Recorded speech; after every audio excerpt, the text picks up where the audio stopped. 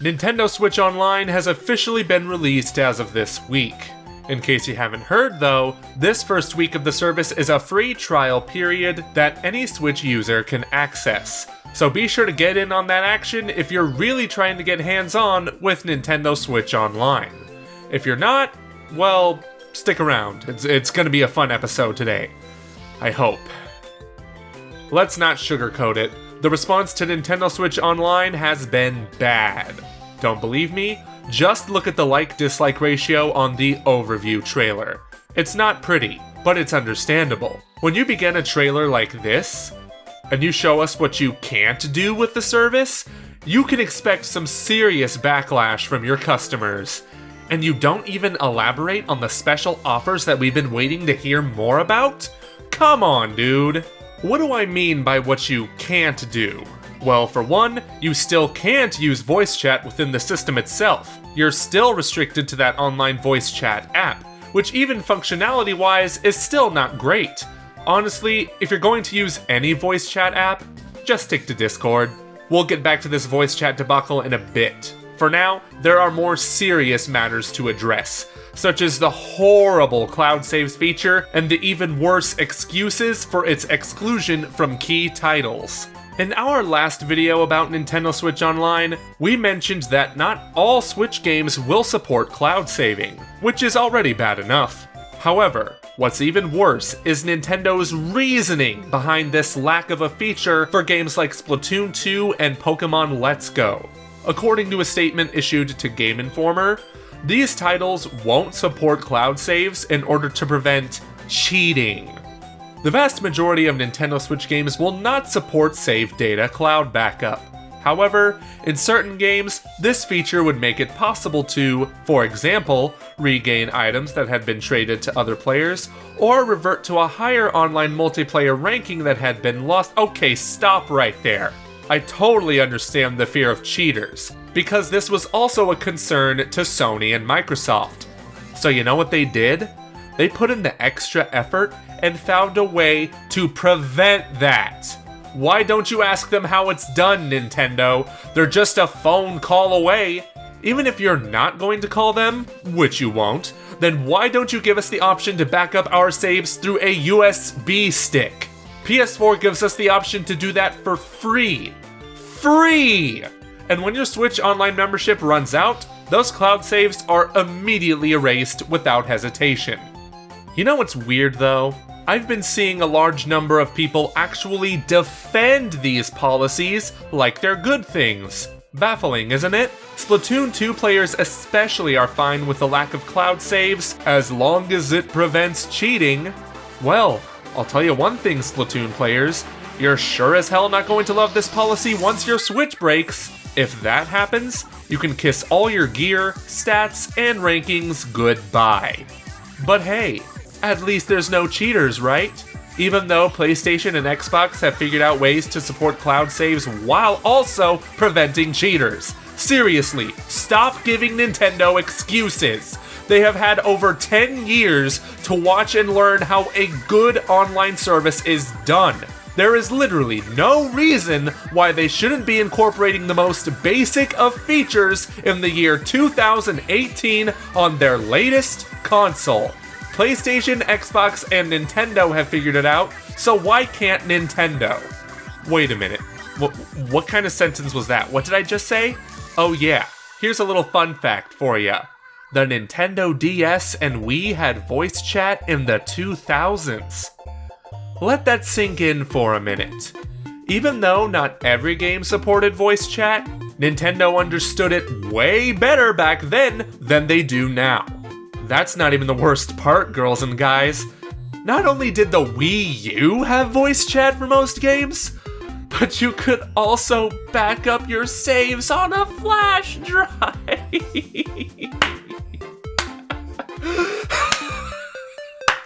And you know how much this all cost?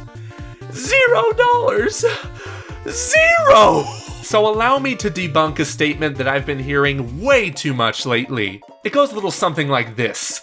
You can't be mad at Nintendo. You're only paying $20 a year for less features than the other guys. What you're getting is actually a steal. Well, no actually. Back in the Wii U days, you were paying nothing for more features than you are on the Switch for $20 a year. This is not okay. Whereas other companies are moving forward with their features, Nintendo is literally moving backwards. What sense does that make? Spoiler alert, none.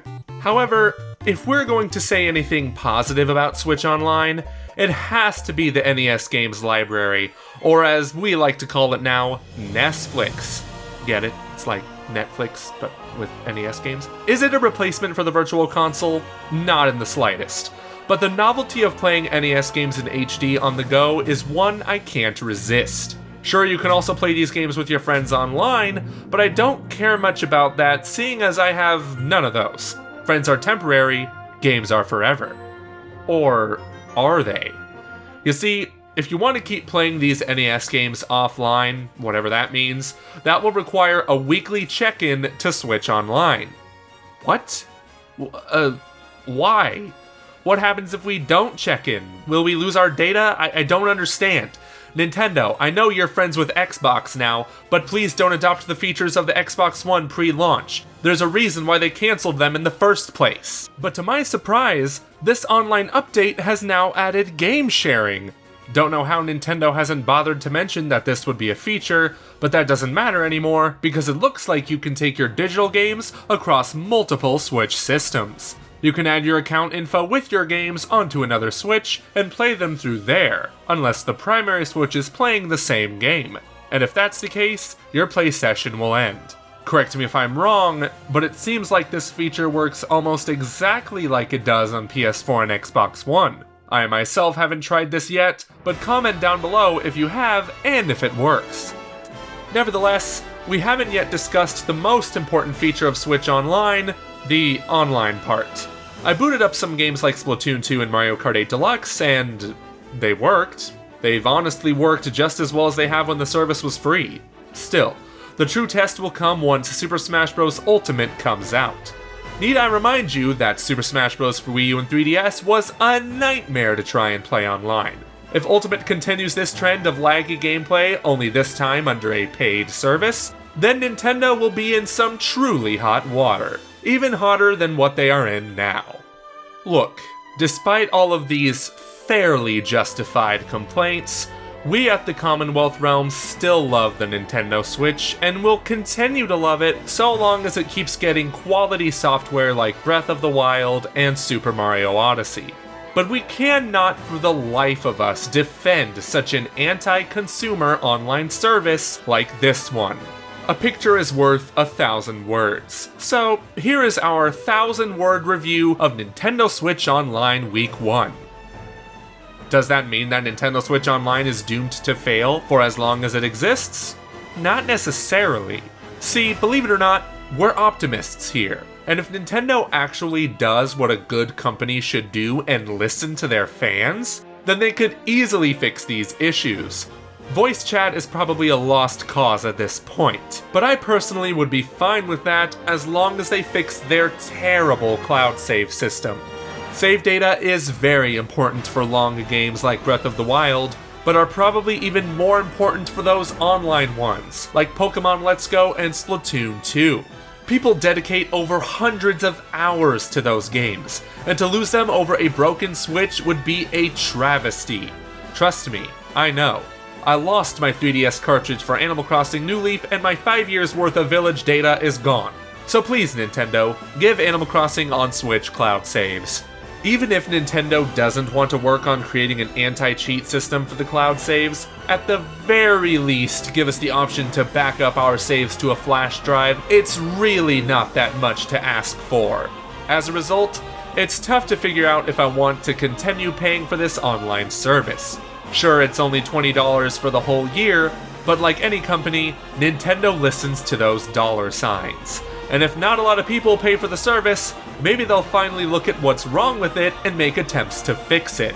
That or the opposite is true. perhaps they'll be more inclined to listen to paid users rather than those who refuse to buy the service.